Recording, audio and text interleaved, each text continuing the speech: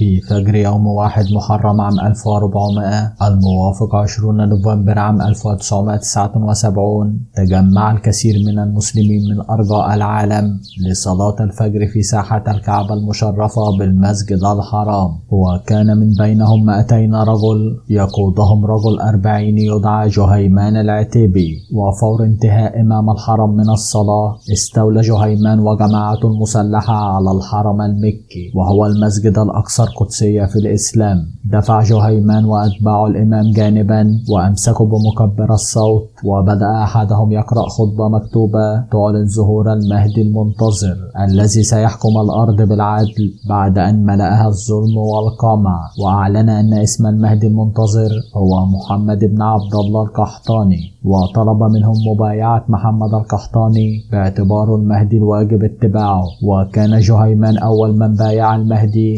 وأمر أتباعه بأن يبايعوه كذلك، وتعالت أصواتهم وهم يقولون الله أكبر.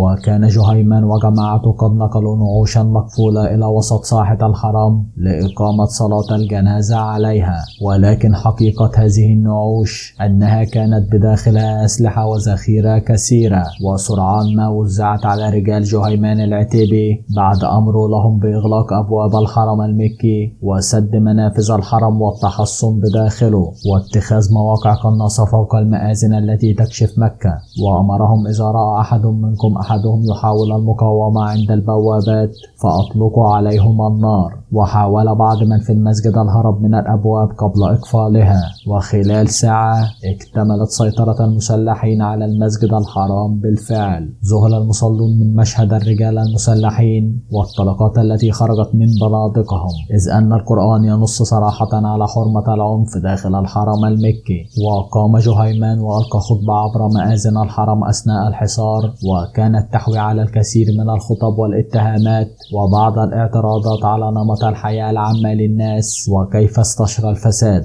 هزت العملية العالم الإسلامي برمته، فقد وقعت مع فجر أول يوم في القرن الهجري الجديد، وتسببت بسفك للدماء في باحة الحرم المكي، وأودت بحياة مصلين مدنيين ورجال أمن، وأصبح المسلحين متحصنين داخل الحرم، مما دعا العالم الإسلامي أجمع من شجب وإنكار ما يفعلونه والوقوف ضده. وكان جهيمان العتيبي الذي ولد في 16 من سبتمبر عام 1936 الموافق 1 من رجب عام 1355 بمدينة ساجر، وهي إحدى المستوطنات البدوية في قلب المملكة. يعمل سابقا رقيبا بالحرس الوطني السعودي لمدة 18 عاما ثم تقاعد، وكان قد درس حتى الصف الرابع من المرحلة الابتدائية، وانتقل بعدها إلى الجامعة الإسلامية في المدينة المنورة، وهناك التقى جهيمان بمحمد بن عبد الله القحطاني. وفي هذه الفترة قال جهيمان أنه عثر على المهدي المنتظر، وهو محمد بن عبد الله القحطاني، داعية شاب لين الحديث يعرف بحسن الخلق والالتزام وحب الشعر، والذي ادعى القحطاني أثر حلم في منامه أنه المهدي المنتظر، وأن تخليده سيكون بتحرير شبه الجزيرة العربية والعالم من الظالمين. آمن جهيمان بكابوس صهره، وبدأ التفكير في الطريقة التي يعلن بها للعالم ظهور المهدي المزعوم.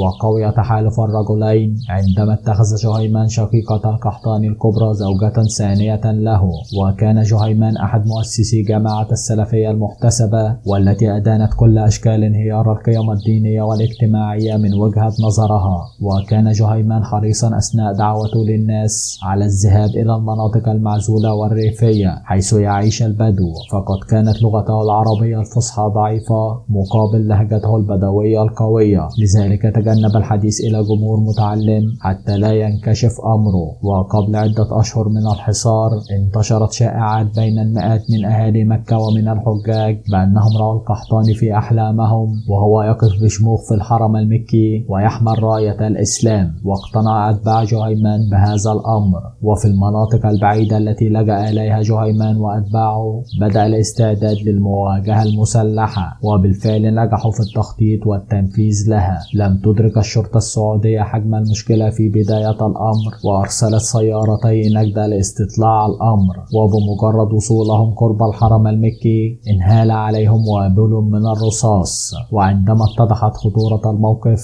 فرض طوق أمني حول الحرم المكي، وانتشرت القوات الخاصة الخاصة والمقاتلين والوحدات المسلحة ووحدات من الحرس الوطني لاستعادة السيطرة على الحرم المكي. فقد كان جهيمان وجماعته لديهم أسلحة جيدة جدا وبنادق بلجيكية متقنة الصنع. وبعد إصدار فتوى من كبار العلماء تتيح التدخل بالقوة وإدخال الأسلحة إلى داخل الحرم المكي لإنهاء الحصار. وفي 10 صباحا من يوم الثلاثاء الموافق 14 محرم عام 1400 هجرية الموافق 4 من ديسمبر عام 1979 ميلادية، وبعد انقضاء أسبوعين على الحصار بدأ اقتحام المسجد.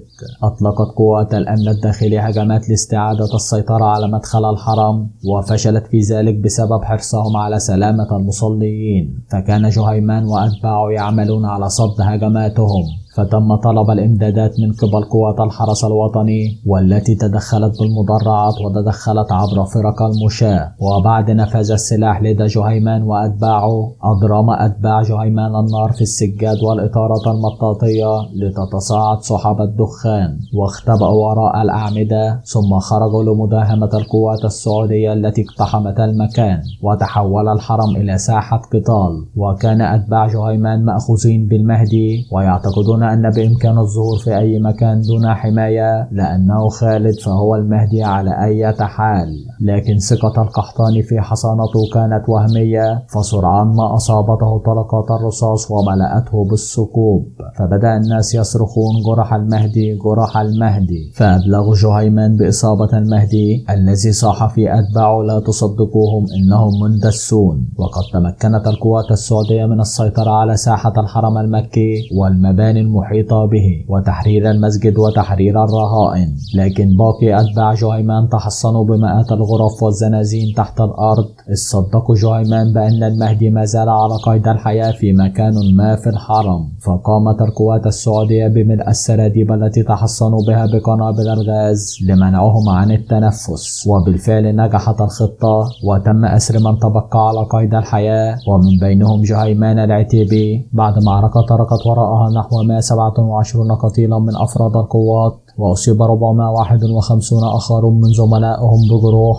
و26 قتيلا من الحجاج والسعوديين، وقتل 117 شخصا من المهاجمين. وتمت محاكمة المأسورين محاكمة عاجلة، وصدر حكم المحكمة بالقصاص على 63 من أفراد الجماعة تعزيرا، ونفذ فيهم حكم الإعدام. وكان أولهم جهيمان العتيبي يوم الأربعاء 21 صفر عام 1400 هجرية الموافق 9 من يناير عام 1980 ميلادية، بعد أن قسموا إلى 4 مجموعات عدم أفرادها في ساحات 4 مدن رئيسية في البلاد.